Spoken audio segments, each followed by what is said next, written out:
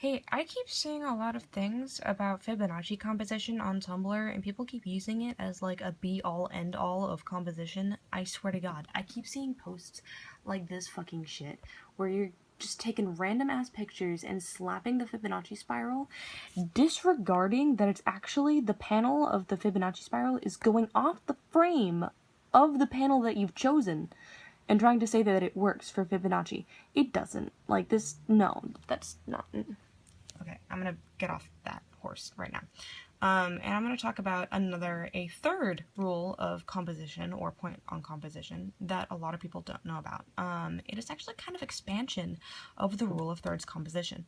I like to call it the clusterfuck composition, and I call it the clusterfuck composition because it goddamn looks like a piece of shit. Oh my, it gave me a headache the first time I saw it.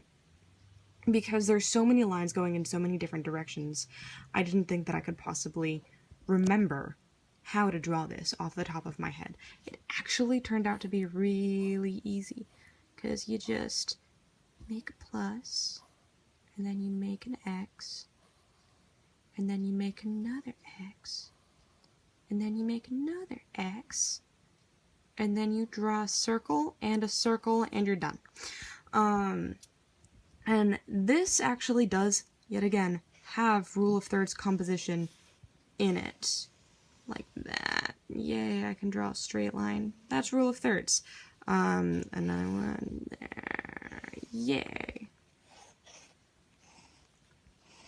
These crosses not only act as focal points for you to put all across your page, so that you can know where it's going to be easiest to draw the viewer's attention.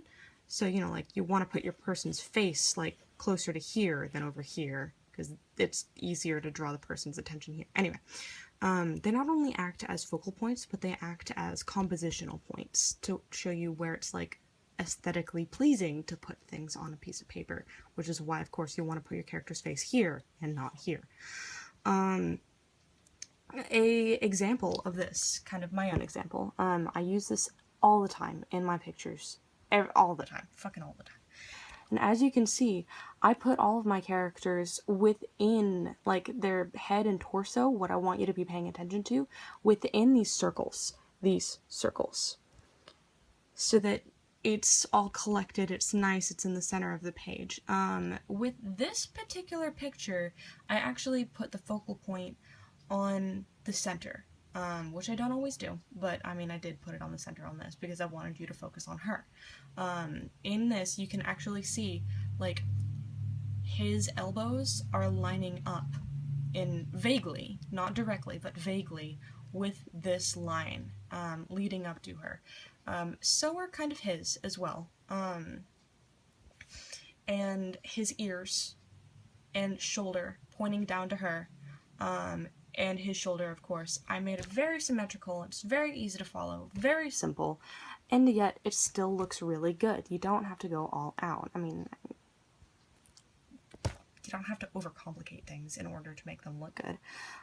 This, I actually had planned on putting a big background in the center, in the background, fucking, yeah, that's where backgrounds go, you know, in the background. Anyway, wanted to put a background there, so I left a lot of open space. I never ended up finishing this. So this can actually be used very well for individual portraits.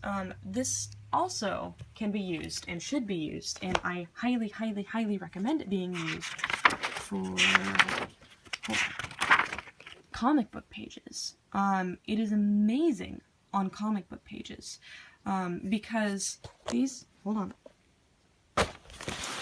these lines help you draw your reader's view, like, the viewpoint across the page. You can see easily how I use these lines down to there, down to there.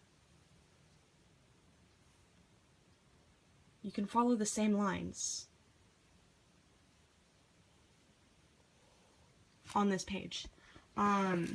Makes it very, very easy to give really simple composition, and make it look really, really, really nice.